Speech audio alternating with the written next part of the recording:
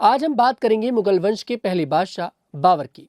बाबर ने भारत में एक नया राज्य शुरू किया। वो बहादुर था, कवि था और अपनी किताब बाबरनामा में अपनी सच्ची जिंदगी लिखता था। लेकिन उसकी निजी जिंदगी में कुछ ऐसी बातें हैं जो आज भी चर्चा में रहती हैं। आज हम आपको वो सब कुछ बताएंगे जो सवाल बाबर को लेकर आप लोगों के मन में हमेशा बने रहते हैं। नमस्कार, द न्यूज़ 15 देख रहे हैं आप। मैं हूं आपके साथ तनुज दीक्षित। बाबर का पूरा नाम ज़हीरुद्दीन मोहम्मद बाबर था। वो 14 फरवरी 1483 में मध्य एशिया के फरगना इलाके में पैदा हुआ। उसके पिता का नाम उमर शेख मिर्जा था। वो तैमूर और चंगेज खान जैसे बड़े राजाओं का वंशज था। पिता की तरफ से तैमूर का खून और माँ की तरफ से चंगेज खां का। बचपन से ही बाबर को राज चलाने का सपना था, लेकिन जिंदगी ने उसे बहुत संघर्ष दिया। जब बाबर सिर्फ 11 साल का था तब उसके पिता की अचानक मौत हो गई। पिता घोड़े से गिरकर मर गए। इतनी छोटी उम्र में बाबर को फरगना का राज संभालना पड़ा। आसपास के राजा उस पर हमला करने लगे। बाबर ने बहुत मेहनत की। वो घोड़े पर सवार होकर लंबे लंबे सफर करता, पहाड़ों में छिपता और दुश्मनों से लड़ता। एक बार वो समरकंद शहर जीतने गया, लेकिन हार गया। फिर दोबारा कोशिश की, लेकिन फिर हार गया। कई बार उसे अपने घर से भागना पड़ा। वो भूखा रहता, ठंड में कांपता, लेकिन हिम्मत नहीं हारी। आखिरकार 1504 में बाबर ने काबुल पर कब्जा कर लिया। काबुल उसे बहुत पसंद आया। वहां की ठंडी हवा, हरे भरे पहाड़ और साफ पानी उसे खुश रखते थे। बाबर ने काबुल को अपना घर बना लिया। वहां वो राज करता रहा और अपनी सेना को मजबूत करता रहा। वो अच्छा घुड़सवार था। घोड़े पर बैठकर तेज दौड़ता और तीर चलाता, साथ ही नई नई बंदूकें और तोपें इस्तेमाल करता। उस समय भारत में लोदी राजा थे, लेकिन बाबर ने सोचा कि वो भारत पर भी राज कर सकता है। बाबर को प्रकृति बहुत पसंद थी। वो बाग लगाना पसंद करता था। काबुल में उसने कई सुंदर बाग बनवाए। एक बाग का नाम बागे बाबर था, जो आज भी काबुल में है। वो पानी के झरनों, फूलों और पेड़ों को देखकर खुश होता। वो कहता था कि बाग देखकर दिल को शांति मिलती है। भारत आने के बाद भी उसने आगरा में बाग लगाए, लेकिन वो भारत के मौसम से खुश नहीं था। वो कहता था कि यहाँ पानी कम है, पेड़ कम है, गर्मी ज्यादा है। फिर भी वो यहाँ रहना चाहता था, क्योंकि यहाँ बड़ा राज बन सकता था। बाबर शराब पीता था। वो दोस्तों के साथ बैठकर पीता और गाने सुनता, लेकिन बाद में उसने शराब छोड़ दी। उसने अपनी किताब में लिखा कि शराब छोड़ना उसके लिए मुश्किल था, लेकिन उसने कर दिखाया। वो अपने सिपाहियों से बहुत प्यार करता। वो उनके साथ एक ही थाली में खाना खाता, उनके दुख दर्द सुनता। वो कहता था कि सिपाही ही राज की ताकत है। अब 1526 की बात, बाबर ने भारत पर हमला किया। उसकी सेना छोटी थी, लेकिन उसकी रणनीति बहुत अच्छी थी। पानीपत के मैदान में इब्राहिम लोदी की बड़ी सेना से मुकाबला हुआ। बाबर ने तोपों का इस्तेमाल किया। उसने अपनी सेना को ऐसे खड़ा किया कि दुश्मन बीच में फंस जाए। इस रणनीति का नाम तुलुगमा था। लोदी की सेना भारी पड़ गई। इब्राहिम लोदी मारा गया। इस जीत से भारत में मुगल राज शुरू हुआ। बाबर ने दिल्ली और आगरा पर कब्जा किया। बाबर ने भारत में कई और लड़ाइयां लड़ी। 1527 में खानवा की लड़ाई में राणा सांगा को हराया। राणा सांगा राजपूतों के बड़े राजा थे। बाबर ने फिर से तोपों का कमाल दिखाया। 1529 में घाघरा की लड़ाई में बंगाल के अफगान राजाओं को हराया। इस तरह उसने अपना राज मजबूत किया। लेकिन बाबर को भारत में रहना आसान नहीं लगा। वो कहता था कि यहाँ के लोग, खाना और मौसम उसके पुराने घर जैसे नहीं है। फिर भी वो यहाँ रह गया। अब बात करते हैं बाबर की निजी जिंदगी की। बाबर बहुत शर्मीला था। वो आसानी से किसी से बात नहीं कर पाता था। उसकी पहली शादी 1500 में आयशा सुल्तान बेगम से हुई। आयशा बहुत अच्छी महिला थी, लेकिन बाबर उसके कमरे में जाने से हिचकिचाता था। वे हर 2 हफ्ते में सिर्फ एक बार मिलते थे। फिर धीरे धीरे उसने बिल्कुल जाना बंद कर दिया। वो कहता है कि अब उसमें आकर्षण नहीं रहा। यह बात उसकी माँ को पता चली। उसकी माँ कुतलुग निगार खानम बहुत सख्त और समझदार महिला थी। उन्होंने बाबर को डांटा और कहा कि ऐसा नहीं करना चाहिए। माँ के कहने पर बाबर फिर से मिलने लगा, लेकिन अब हर 7 हफ्ते में सिर्फ एक बार। यह सब बाबर ने अपनी किताब बाबरनामा में खुद लिखा है। इस किताब में उन्होंने अपनी सच्ची बातें बताई हैं, अच्छी और बुरी दोनों। बाबरनामा तुर्की भाषा में लिखी गई। बाद में इसे फारसी में भी अनुवाद किया गया। इसमें बाबर ने अपनी जिंदगी के हर पहलू को खुलकर लिखा, लड़ाइयाँ, हार जीत, खुशी और दुख। बाबरनामा में एक और दिलचस्प किस्सा है। बाबर ने लिखा कि एक बार शिविर के बाजार में उसे एक लड़का मिला। उसका नाम बाबरी था। बाबर उस पर बहुत मोहित हो गया। वो कहता है कि पहले कभी किसी की तरफ ऐसा खिंचाव नहीं महसूस किया था। बाबर का नाम सुनकर भी वो हैरान था, क्योंकि उसका अपना नाम भी बाबर था। वो उस लड़के को देखकर बहुत खुश होता था, लेकिन शर्म के मारे नजरें नहीं मिला पाता था, बात भी शुरू नहीं कर पाता था। वो अकेले पहाड़ों पर चला जाता और कविता लिखता। उसने बाबरी के लिए एक तुर्की कविता भी लिखी। उसमें वो कहता है कि वो उसकी खूबसूरती पर पागल हो गया। यह घटना बाबर के 17 साल की उम्र की है, यानी करीब 1500 में। बाबर खुद लिखते हैं कि वो शर्मिला था, इसलिए बाबरी से बात नहीं कर पाता था। वो बस उसे देखता रहता और खुश हो जाता, लेकिन अंदर से बहुत बेचैन भी रहता था। आधुनिक समय में कुछ लोग कहते हैं कि इससे पता चलता है कि बाबर पुरुषों की तरफ भी आकर्षित होता था।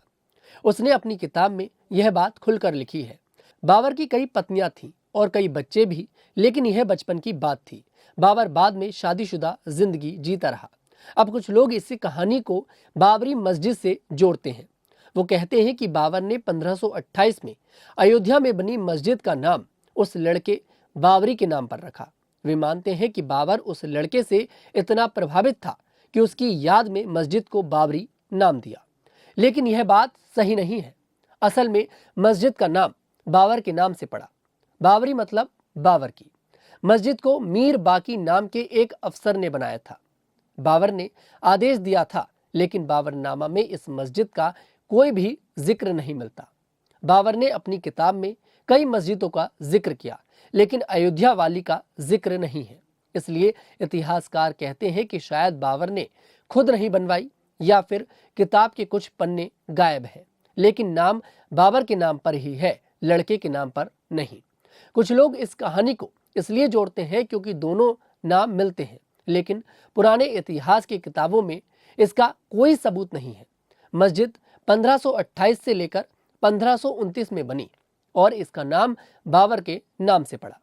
बाबर की जिंदगी में और भी कई बातें हैं जो हमें सोचने पर मजबूर करती हैं। वो एक अच्छा कवि था।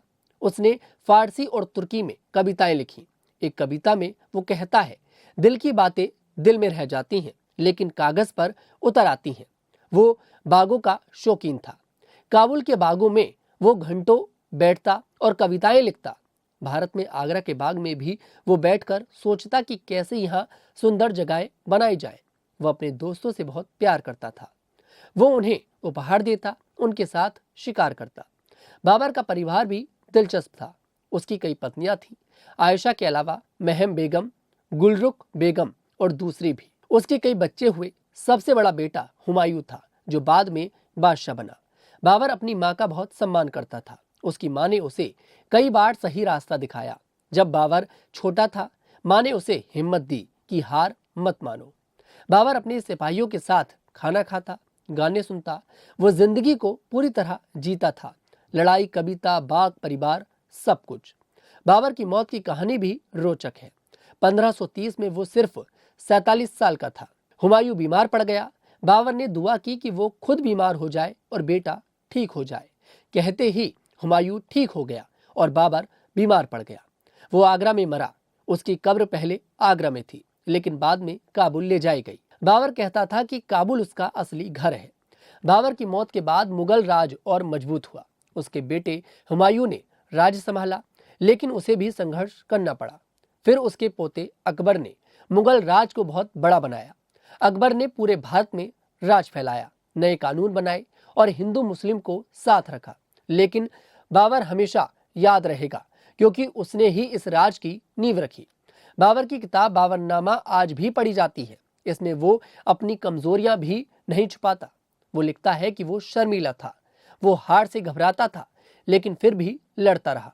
बाबरनामा से हमें पता चलता है कि बादशाह भी इंसान होते हैं। उनके भी दुख, खुशी, प्यार और गलतियां होती हैं। आज के समय में लोग बाबर को सिर्फ लड़ाका मानते हैं, लेकिन वो कवि भी था, बागबान भी था, सच्चा लेखक भी था और समलैंगिक भी था।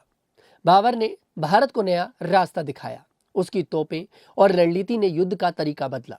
उसने काबुल से लेकर दिल्ली तक का सफर किया। उसके बाग आज भी लोग देखते हैं।